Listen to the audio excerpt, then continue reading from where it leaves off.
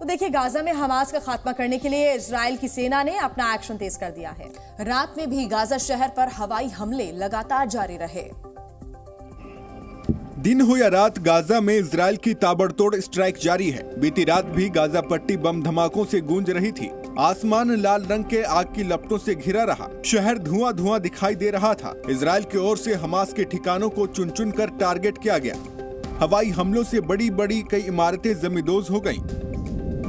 Air strike के बीच Gaza में हड़कंप मचा हुआ है। गाजा में इजराइल की कार्रवाई बता रही है कि हमास के खात्मे तक उसका एक्शन जारी रहेगा।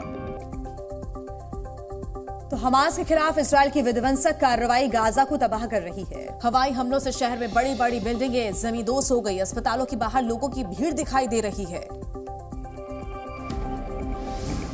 हमास इजराइल की भीषण जंग में गाजा शहर पूरी तरह तबाह हो गया है। गाजा पट्टी में हर और तबाही और सिर्फ तबाही नजर आ रही है। इजराइल की विध्वंसक मिसाइलें बड़ी बड़ी इमारतों को जमींदोज करती नजर आ रही है। हवाई हमलों से शहर धुआं धुआं हो गया है। थोड़ी थोड़ी देर पर धमाकों की गूंज सुनाई दे रही है। इजराइल की कार्रवाई गाजा पर बहुत भारी पड़ रही है। युद्ध के बीच जहां देखो बर्बादी और बेबसी दिखाई दे रही है। तो इजराइल और हमास के बीच जारी जंग का आज 27वां दिन है। हमास के कार्रवाई में इजराइल ने अपनी नौसेना को एक्टिव कर दिया है।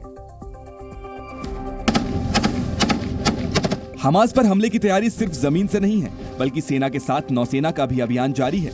दरअसल हमास के साथ साथ अब हूती विद्रोहियों ने भी इजराइल पर बमबारी शुरू कर दी है,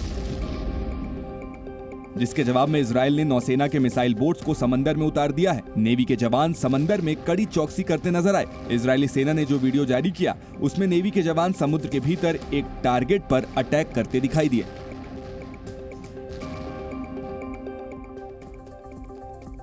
तो हमास पर इजराइल के ताबड़तोड़ हमलों के बाद भी हमास की अकड़ कम नहीं हुई है। अब हमास ने धमकी दी है कि वो 7 अक्टूबर जैसा हमला दोबारा कर सकता है। हमास और इजराइल की जंग को 1 महीने होने ही वाले हैं और गाजा के हालात देखने के बाद लगता है कि इजराइल का गुस्सा अभी भी उतना है जितना 7 अक्टूबर को था।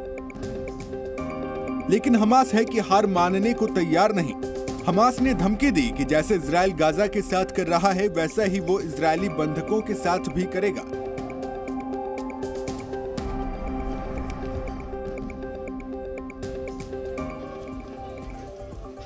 मराठा आरक्षण की मांग पर भले ही सरकार नर्म पड़ गई हो, लेकिन आंदोलन के नाम पर हिंसा करने वालों को सरकार किसी भी हाल में छोड़ने वाली नहीं है।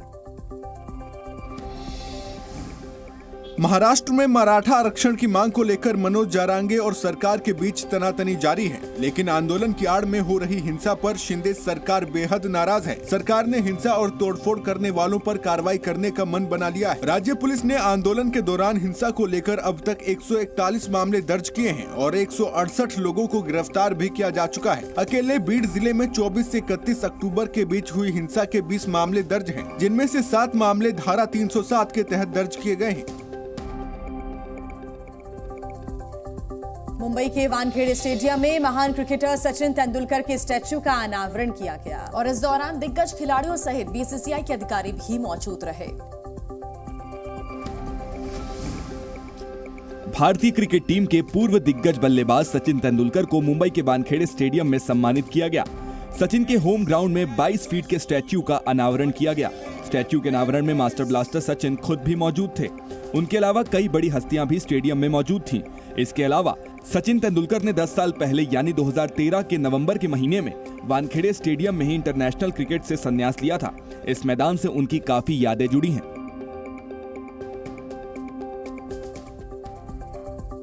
और अभिनेता शाहरुख खान का आज 58वां जन्मदिन है। बीती रात से ही उनके घर के बाहर प्रशंसकों की भारी भीड़ देखने को मिली। ये शाहरुख के लिए उनके प्रशंसकों का प्यार ही कहें, जो रात के 12 बजे भी सड़कों पर शाहरुख शाहरुख करते दिखाई दिए। सैकड़ों की संख्या में शाहरुख के फैंस मुंबई में उनके घर मन्नत के बाहर खड़े नजर आए। जन्मदिन पर अपने फैंस की विश पूरी करने के लिए किंग खान बंगले की छत पर आ गए और अपने प्रशंसकों का शुक्रिया उन्होंने खास अंदाज में किया। शाहरुख के प्रशंसकों ने घर के बाहर जमकर आतिशबाजी की। फैंस को संभालने में पुलिस टीम को काफी मशक्कत करनी पड़ी।